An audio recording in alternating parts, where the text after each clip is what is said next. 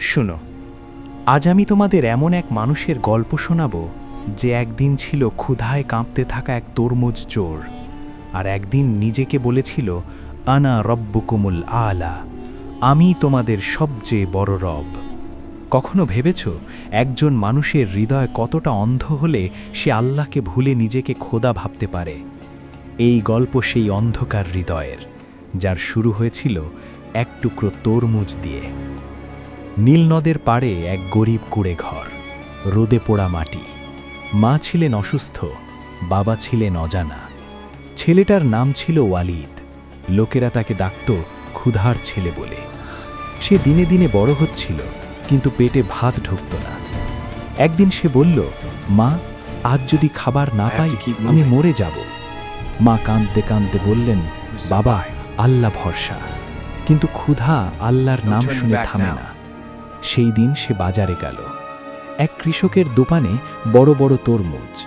সে চুপচাপ দাঁড়িয়ে রইল, হাত কাঁপছিল, চোখে জল। শেষে মনে বলল, একটা নিলেই কি আল্লাহ রাগ করবেন? সে দৌড়ে এক টুকরো তরমুজ নিয়ে পালালো।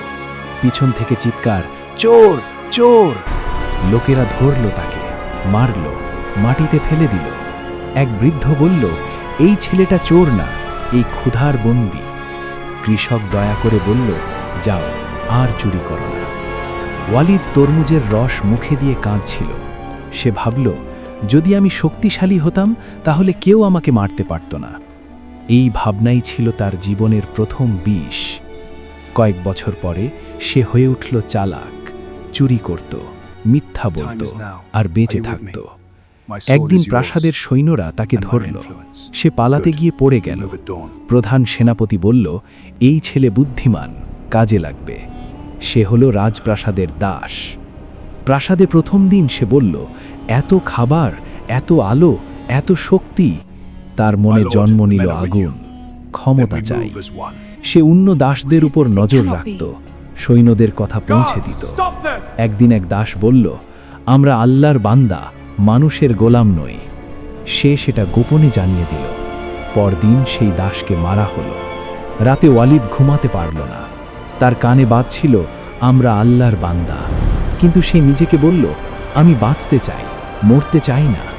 এইখানেই তার হৃদয় প্রথম শক্ত হয়ে গেল।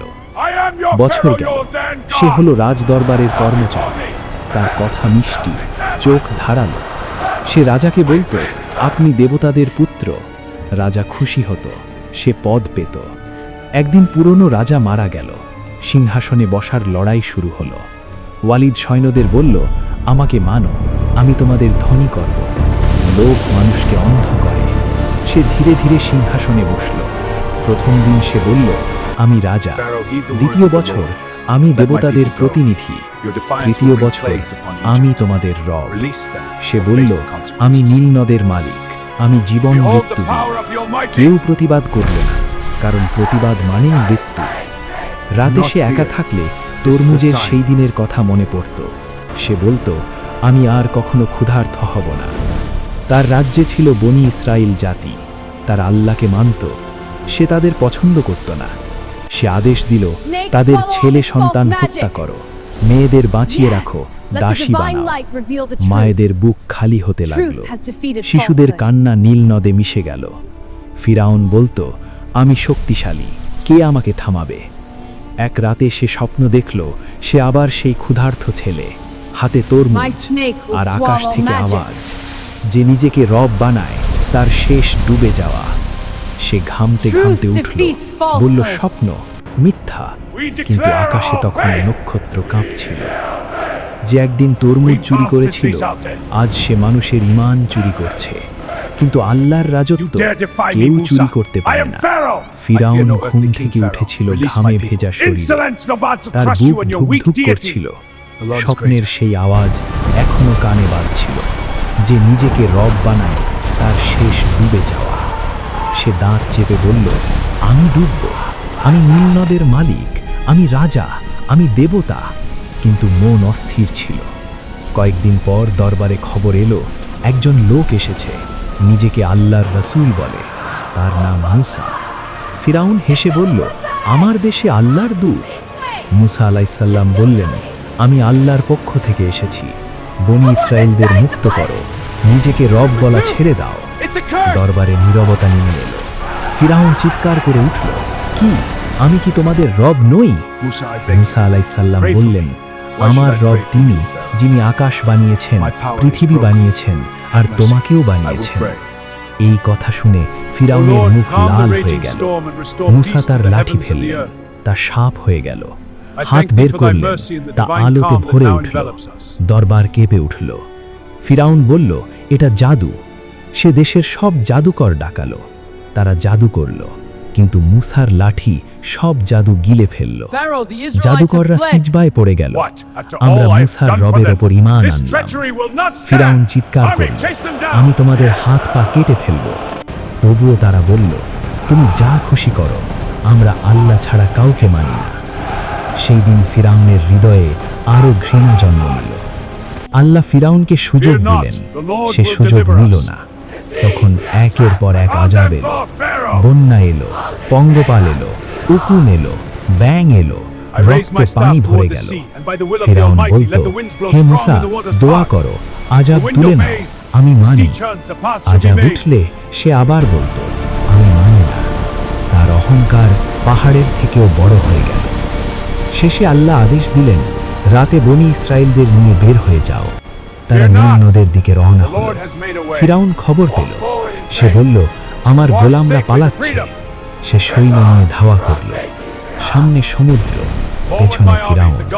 মানুষ কাঁদছিল। মুসা আলাইসাল্লাম বললেন, আমার রব আমার সঙ্গে আছেন। লাঠি মারলেন পানিতে। সমুদ্র ভাগ হয়ে গেল। রাস্তা তৈরি হলো। সব পার হয়ে গেল। ফিরাউন বলল, আমি পারব। সে ঢুকে পড়ল। যখন সে মাঝখানে পৌঁছালো, পানি বন্ধ হয়ে গেল। ঘোড়া ছটফট করছিল, সৈন্য চিৎকার করছিল।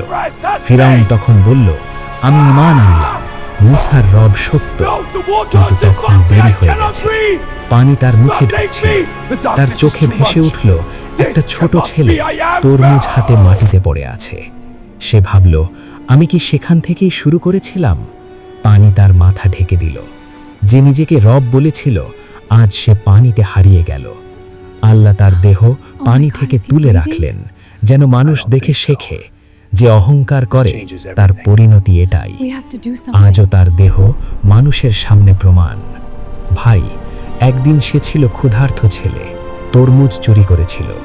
আজ সে আল্লাহর হুকুম চুরি করতে চেয়েছিল। ক্ষমতা তাকে বাঁচাতে পারেনি, সোনা তাকে বাঁচাতে পারেনি, সৈন্য তাকে বাঁচাতে পারেনি। বাঁচাতে পারত শুধু একটা শব্দ, আমি আল্লাহর বান্দা। কিন্তু সে বলেছিল, আমি তোমাদের রব। আর তাই সে আজ ইতিহাসের সবচেয়ে বড় শিক্ষা। যে আল্লাহকে ভুলে যায়, সে একদিন নিজেকেও হারিয়ে ফেলে।